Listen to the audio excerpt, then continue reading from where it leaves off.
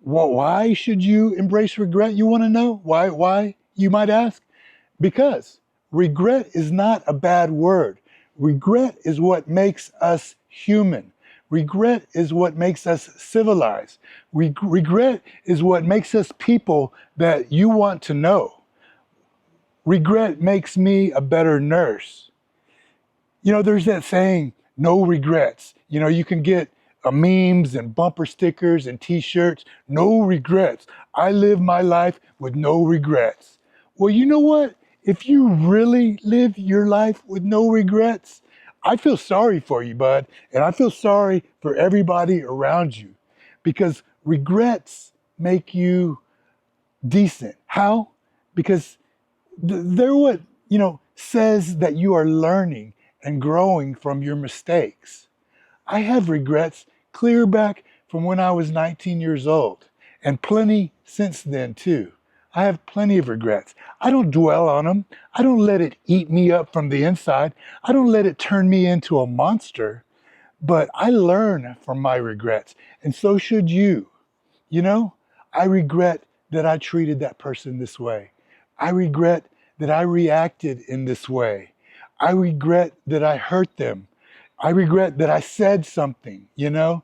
I regret that I flew off the handle and just made a fool of myself. When you regret, that's saying that you thought about your circumstances and your behavior and your responses and you learned from them. We're all human.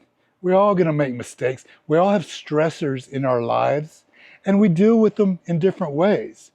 And, if you're further along in your development, maybe you can have the patience not to fly off the handle and say something stupid or hurt somebody.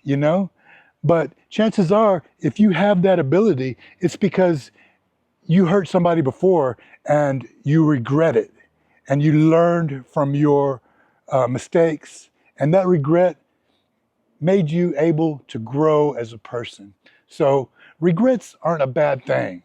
And if somebody says they have no regrets, they're either a monster or they're a liar, and neither one is necessarily good.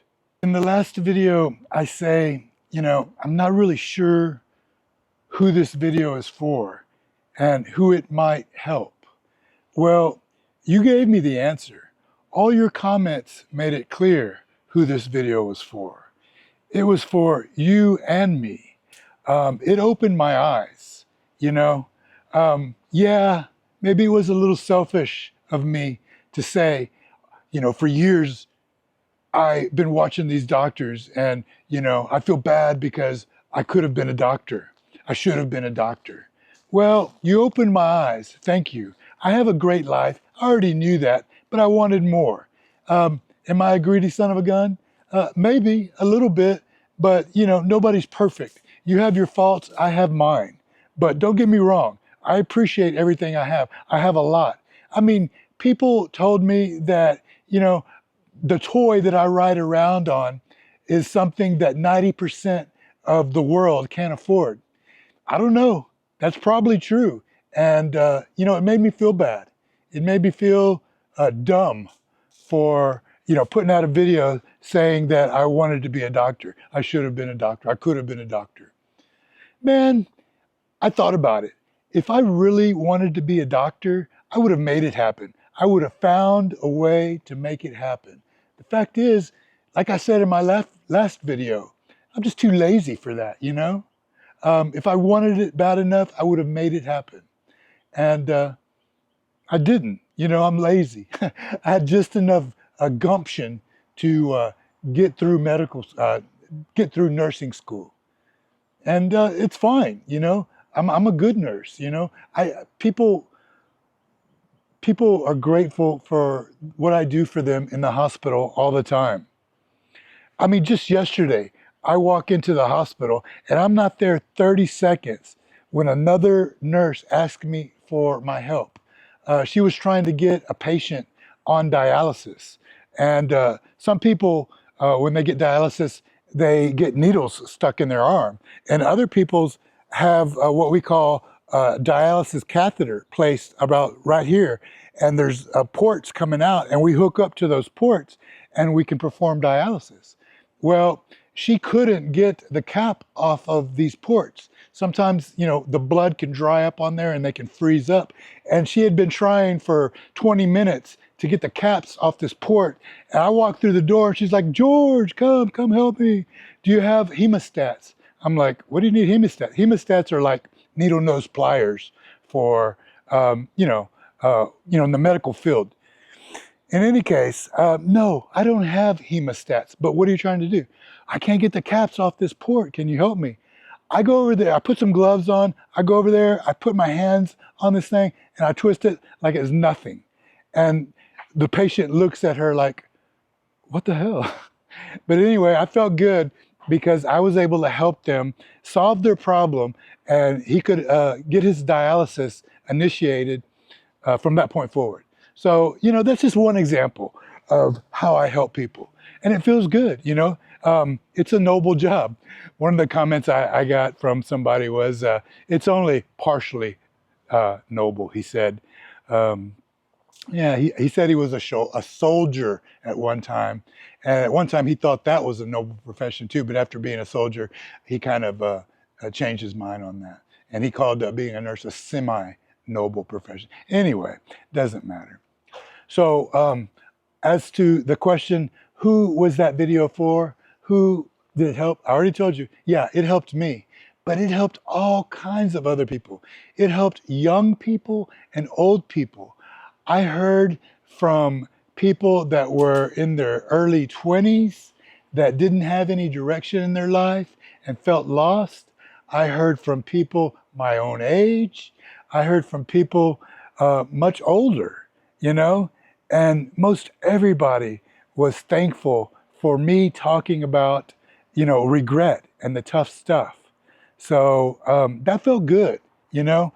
I sparked conversations with folks all over the world, important conversations about, you know, people's emotions and thoughts and feelings. And you know what? It's okay to talk about those things. It doesn't make you weak to talk about your feelings, you know? Not everybody has to be tough all the time. I'm comfortable enough with my masculinity to talk about my feelings. Look, I live in a pink house. How do you like that? And you know what? Me and my wife chose that color together, and we like it. I wear pink shirts. How about that? I'm from Texas, and in Texas, you know, the saying is everything's bigger in Texas. And, you know, Texans are supposed to be all proud and tough, and we're all cowboys and whatnot. Man, that's a bunch of crap. We're all people, and people all need the same things, man. They need, you know, love, and they need somebody to talk to, and they need, you know, understanding from their loved ones, and they need support and care. And, you know, we don't get that by ourselves. We don't get that on our own. You know, people need people. And I brought some people together with that video. The comments, even, there were so many comments that I couldn't even address them all. I addressed many of them, but a lot of you are talking to each other in the comments. And that's just awesome, you know? It makes me feel good that I orchestrated that. What's up, dog? Not much, dog. What's up with you? I'm here to pick up Casey, you know what I'm saying? What's your name, man? Scotty P, you know what I'm saying? Well, I'm awake and I speak English, so yeah, I do know what you're saying. Hi. Bye. We're gonna go. Whoa. Where do you think you're going? Would you please have a seat? Hey, those are cool tats, man. Oh, for real. Thank you, bro. You Yeah. see the Cobra? Hey, what is this one? Oh, this? Uh-huh. That's my credo. No regrets. You have no regrets? Dad. Nope. Like not even a single letter? No way. Not me.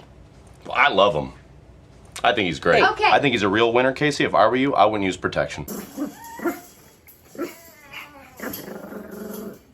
Look at this. Look at these pugs. How many pugs do y'all have in your house? We have 3. You wanna come up here? Look, this one's funny. This one belongs to one of my teenage stepdaughter's boyfriend, and he doesn't really live with us, but he's been hanging around the house a lot lately, and he growls at me all the time for no reason. And I say that he is bullying me. This dog here is a bully. Them two black ones right there, they don't growl at me. They love me. This one bullies me. Always growl. Every time I walk through the room, he growls at me. You silly pug. Why are you a silly pug?